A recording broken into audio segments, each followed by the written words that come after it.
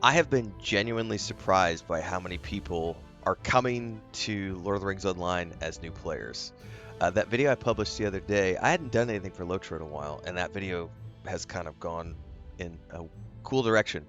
But it led me to realizing I needed to put this video out, which is if you are a new player who has never played Lord of the Rings Online before and you decide that you want to start with a legendary server, not one of the free to play servers, what class is the best class for a new player? Now, this is going to be a highly subjective video because it's my opinion, and different people are going to have different opinions on what they think is the best. But this is based on, I've played this game since launch. You can check my playlist. I've got hundreds of Lord of the Rings Online videos. We've done a ton of stuff in this game over the years. It is my favorite MMORPG of all time, so I would like to think I know a little bit, just a little bit, about this game. It might not be my main game, but I do have a lot of hours logged, and it's a lot of fun. So without further ado, what should you play? Well, it kind of depends on what you want to do. The free-to-play version of the game is pretty much you can solo everything, and you do dungeons as optional content.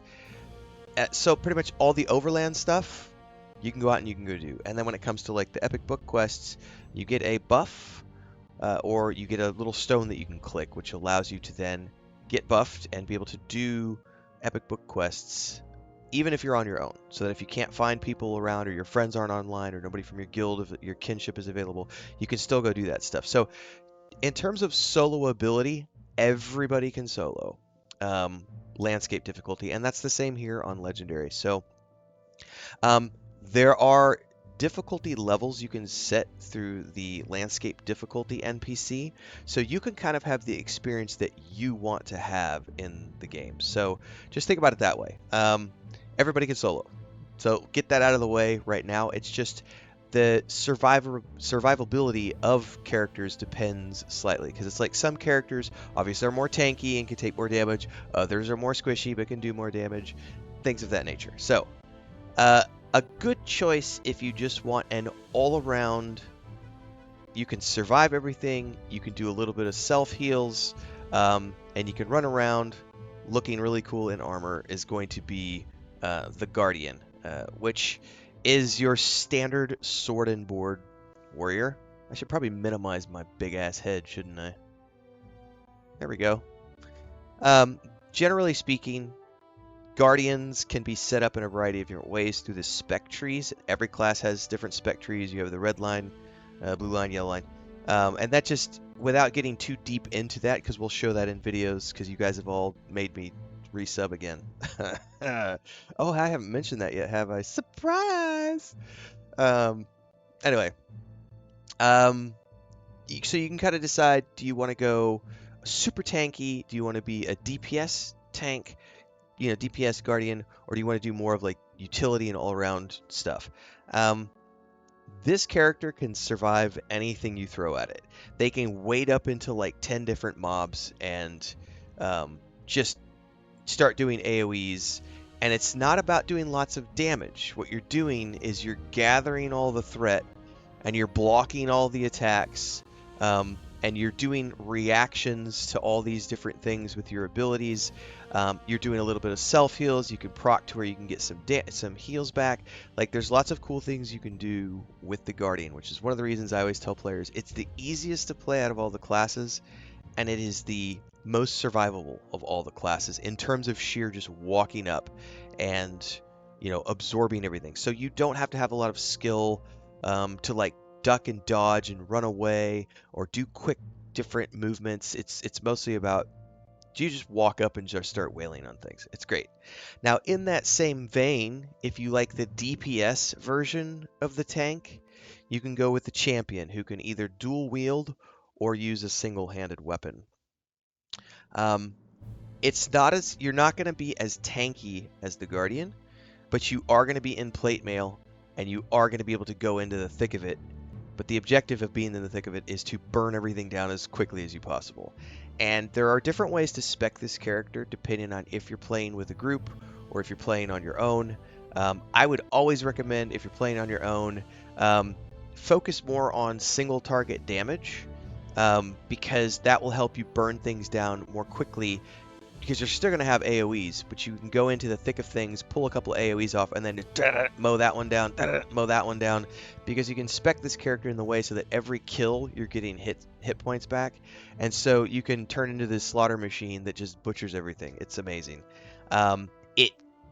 It is a little more squishy than the Guardian, but it's still a tank character, so it has way more survivability than, say, the Lore Master or the Hunter or something. So the two tanks are my first pick for new players, because on Legendary you're going to be facing things that are a little bit different than they are on the live server, and so survivability is kind of key here. Now, if you've played other MMORPGs before and you're used to how, rogues and rangers and healers work in other games, we can branch that list off a little bit. I personally, my favorite class to play is the Hunter. For me, this class provides me with everything I need out of a run and gun character. So this is very much about being a ranged character. You have a couple of options here depending on how you want to play it. One is the stationary archer who does way more damage. That's great if you're in a group and you have a tank who is constantly keeping aggro. But if you're playing solo like I do, I like to go with the abilities which allow me to have freedom of movement. You do less damage, but I spec down that trait tree so that I can be on the fly constantly, which allows me to move around and shoot while I'm running, and it's a really mobile character, not very good at taking damage, especially if you get up into the higher levels. I remember, and this is separate from Legendary, but on like the live servers, I remember when I first got to Rohan, and I was being a little cocky because I had gotten, I was pretty beefy at that point, and I walked in and I pulled like 2 or 3 orcs and just like died, and I was like, I need to upgrade my gear, and this is a whole new realm. So as a general rule, you're not going to be able to wait up into the middle of 10 mobs and handle them, but you could take a couple at a time if you needed to up in melee, but this is primarily a ranged character, so whether it's through traps or snares or killing them before they get to you or moving away from them while they're coming towards you, this is a mobile class. Also, this is the class that has like almost, I would argue, the best. Other characters do get like the Warden can move around a little bit in terms of transportation, but the Hunter is the class that gets all the teleports in the game. Plus, you can use campsites that you find in the wild as a recall point. You can only have one of those at a time, but it does allow you, whether you're playing solo or with a group, to set up fast travel waypoints all around the world so that you don't have to use horses. And that's a big deal for a lot of new players because they don't know how to get around. And so this makes it a lot easier because you can go in and have the ability to pick your destinations, not worry about which horses you need to take, and just teleport there. So that makes it very worthwhile. They also get a speed buff, which lets them run around faster than everybody else. It's a lot. This is a lot of fun. This class is a lot of fun. It's definitely my favorite, but it's not the most survivable. Outside of that would be the there's 2 more here on my list. The Lore Master. By the way, these are all the classes I've played on live, so if you check the playlist, I've played all these characters. The Lore Master is my second favorite class. The ability of having a pet that can tank for you makes this, if you're careful, you still can't pull like the Guardian can, but you can handle a few mobs because you can do crowd control, you could do AoE, like there's single target mez, there's AoE stuns, there's lots of AoE roots, AoE snares. This is, I would argue that the Lore Master is more a utility class than anything else, but it can absolutely be spec'd into a DPS class.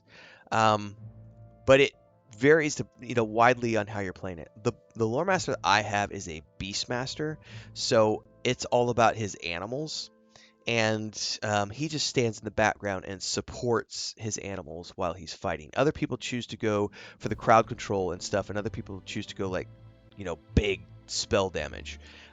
It's never going to match the Runekeeper for spell damage, but it can be a DPS class. But it is survivable because you do get some self heals.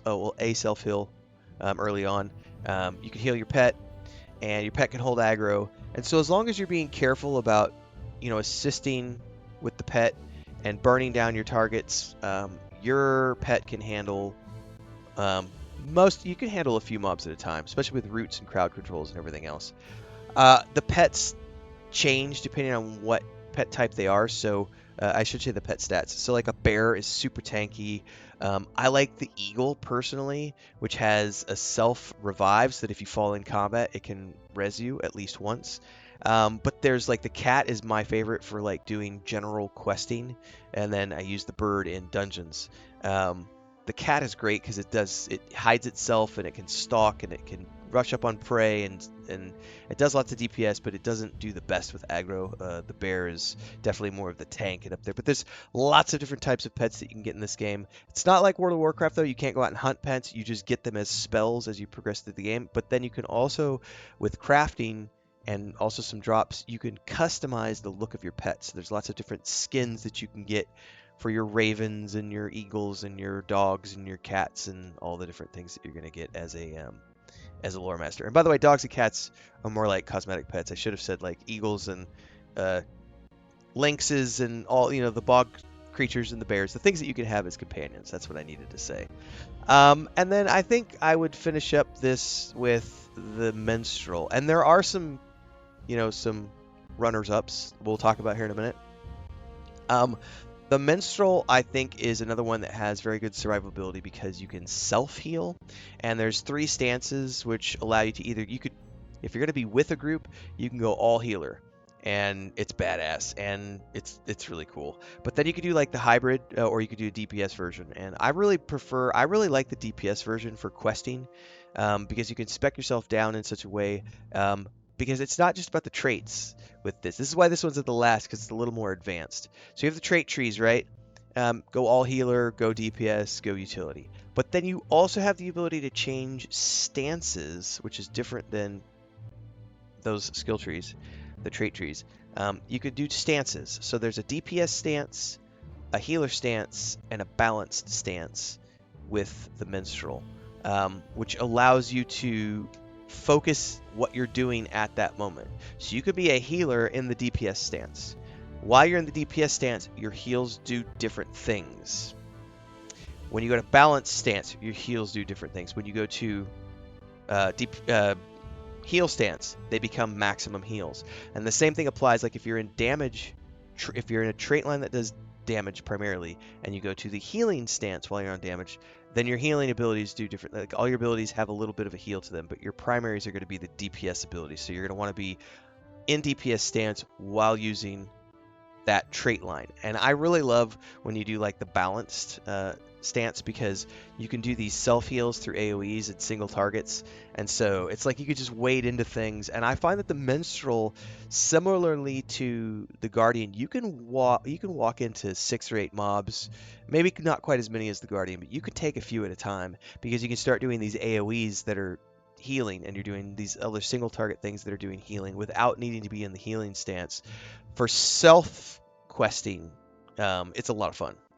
But it does require, it's very hands-on. Like you're switching stances in the middle of fights. You're doing, it's a very tactical but highly survivable class for new players. Once you learn it, it is a little trickier. Now, the runners-up, everybody can solo, right? I talked about it at the beginning. So like the Warden is a lot of fun. It's like a DPS tank, sort of. But it relies on combos, and for me, as someone who's old and my hands are cranky, I don't like to do that because it's lots and lots of combos. So and you have to learn the combos. So I don't find them to be great for new players, but they do have survivability. They are fun. If you like button mashing and figuring out combo moves to do things, you're probably going to like the Warden. And then the Runekeeper is just a caster, but you can switch between heals or DPS during a fight. There's like a meter. I'm simplifying it here, but you start off as balanced, and then if you start doing heals, your heal meter goes up, and if you start doing DPS, your DPS meters go up. And the higher your DPS meter, the more DPS you do. The higher your heal meter, the higher the heals you do. So they can do either DPS or heals. or you can make them balanced in the middle of the road. And there's also gear sets for this class. So like if you're doing heals, you're going to want to get the heal gear sets. If you're doing DPS, you want to spec more towards the DPS gear sets. So that's a little more complex, but it is a lot of fun in terms of it just being a caster. I have not played the Mariner. This came out late last year or early this year. I unlocked it yesterday when I subbed up, so that was the only one I didn't have. I haven't tried that one yet, so I can't speak to that. Captain is like a paladin. I don't really, they suck at DPS. They are definitely a utility tank, and you can get them to the point where they can be somewhat DPS-y with their companion, but it takes a long time to get all the points and spec'd up and leveled up. This is probably the least favorite of all starting classes I have for new players because it is just so slow. But if you are playing with a group and you want to be like a utility, background healer, buffer, this is a good class to play. Brawler is kind of like it's like a monk. If you've ever played monks in other games, you'll understand it. It's fist-based weapons. Burglar is this is more of an advanced class because there's a lot of backstabbing, sneaking. It's a DPS class. A lot of fun to play, but more complex. And finally is the Bjorning, which I have to actually go pick the Bjorning race to show the Bjorning. These guys can do a little bit of everything, but they are advanced to play because you have to switch between forms. So you're going between man form and bear form. And there's different things you can do in each form. And the hotbars change depending on what your form you're in. It's very confusing to play. But very rewarding once you get into it, but that's like the last on my list for new players because I just don't think that that's something that new players are going to be into because it just is so complex. But maybe that's you. You never know who likes what here. I know for me, I think, and I'm not exactly sure, but I'm pretty sure we're going to be doing a Hobbit Burglar. It's the one class I haven't played a lot of, and I've dabbled a little bit. I might be doing this for the legendary server. I don't know. We'll see what I end up doing. In any case, daily streams here on Twitch, 11 a.m. Central, as a general rule, and sometimes afternoon streams. And I will be dabbling a little bit in the legendary server. Not a ton, but a little bit. So, links are down below. There's a playlist. I've got lots of videos up. We even have the LOTRO Cooking in Real Life show. It's a couple years old now, but that's where, actually, I think it's 3 years old, but that's where my wife and I went into the kitchen and made a lot of the recipes from Lord of the Rings Online in our kitchen at home and put the recipes out on YouTube. And I think the physical recipes are on Patreon as well. But anyway, check it all out. I'll see you in the next one. Stay safe. Happy gaming. Don't forget the Discord and all the socials.